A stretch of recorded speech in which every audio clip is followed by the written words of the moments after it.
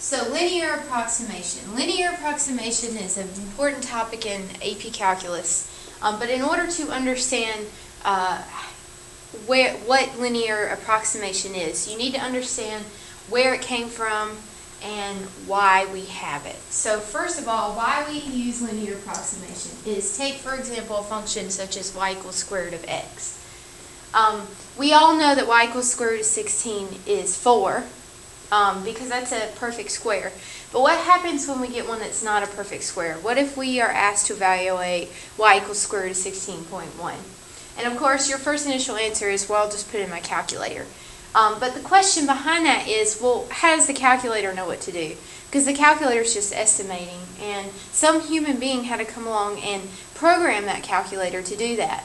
And what about before they had calculators? They still were able to get a good idea or estimate of what this square root was.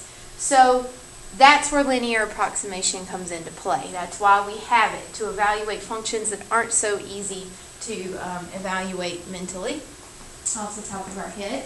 So if I zoom infinitely close to a point on a curve, so for example the square root of x, no matter what the function, it will be locally linear. What that means is if I zoom in infinitely close to that point, x equals 16.1 on that curve, it'll start to look like a straight line.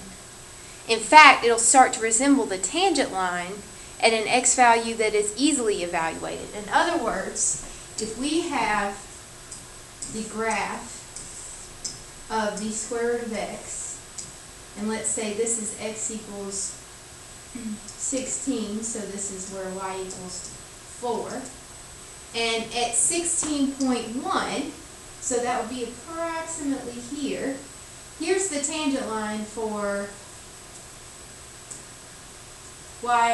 x equals 16. And if I zoom in really close to this section of the curve, it's going to start flattening out and becoming a straight line. And the section of the curve at x equals 16.1 is going to start looking like that tangent line.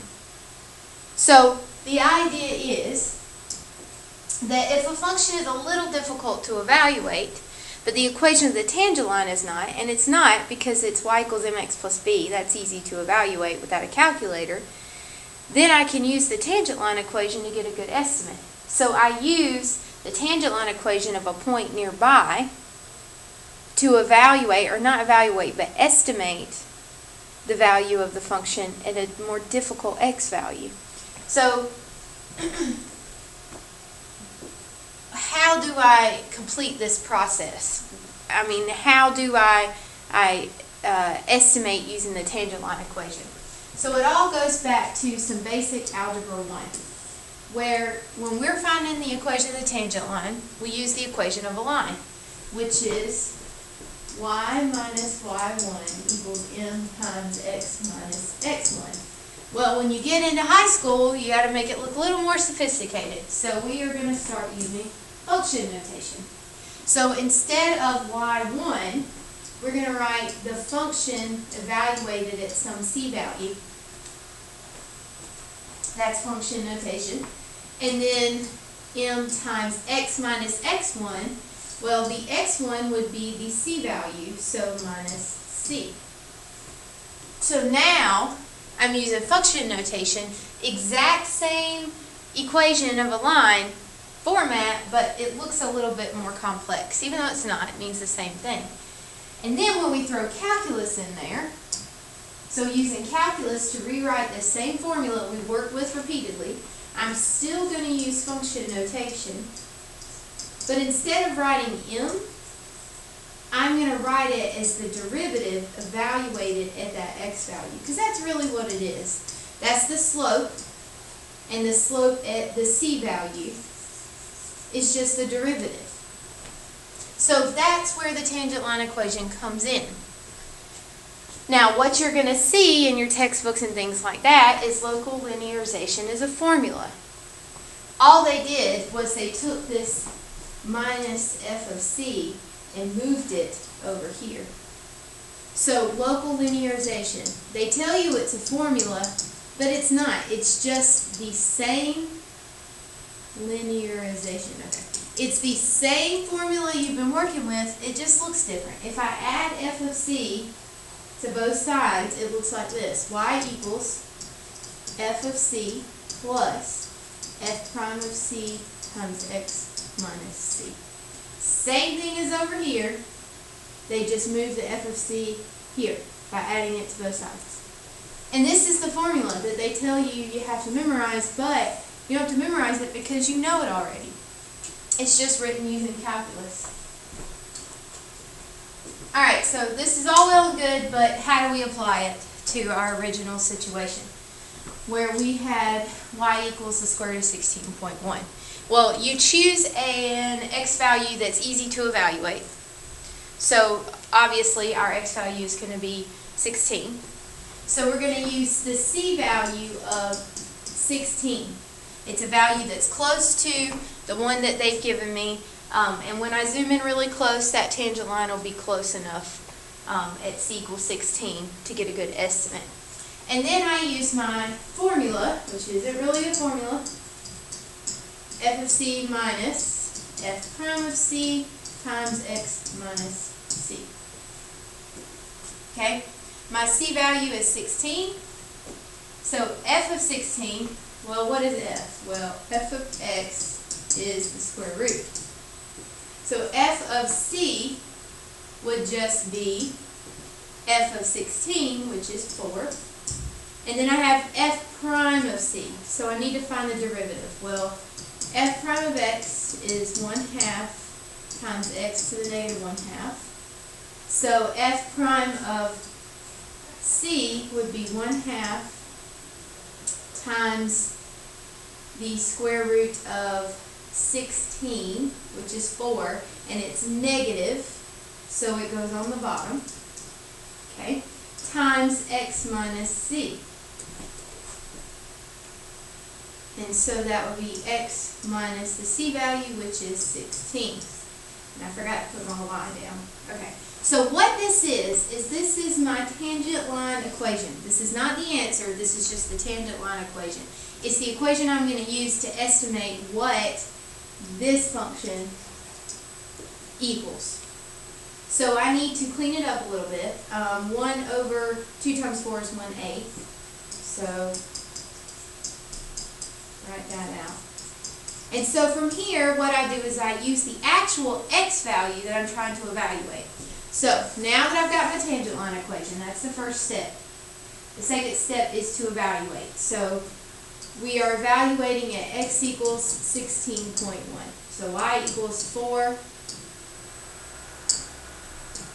minus 1/8 times 16.1 minus 16. And then when I work all this out, 16.1 minus 16 is just 0.1. And then it's a decimal, so use your brain. 0.1 is what fraction? 1 over 10. So this is actually 4 minus 1/8 times 1 over 10, which is just 1 over 80. And I could leave it there, but I want to get a decimal estimate or a fraction estimate. So let's see. If I want to put 4 over 80, this would be 80 times 4, which is 320 minus 1 over 80. And that would be 319 over 80. So we're saying that the square root of 16.1 is approximately 319 over 80. So let's see how close we were. So first let's actually see what the decimal value is for our fraction. So 319 divided by 80. So 3.9875. Alright, so now let's actually do the square root. So 16.1, the square root is 4.012481. and you see, okay, well, there's a 3 and a 4, they aren't really that close, but if you think about it, they are. 3.987 is pretty close to 4.012. So it is an approximation, and it's not perfect, but it's close enough to give us some idea of what that square root might be. So, the idea for linear approximation.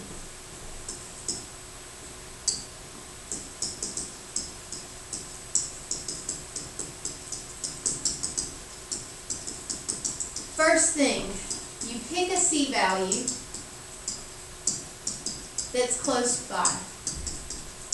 So that's when we chose C equals 16. So close to the given x value. Next, you find your tangent line equation at that C value. And that was where that formula, but it's not really a formula because you already know it, you've been working with it forever, y equals f of c minus f prime of c times x minus c. And then you evaluate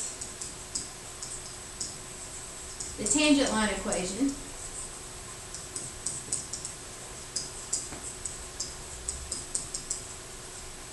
at the x value.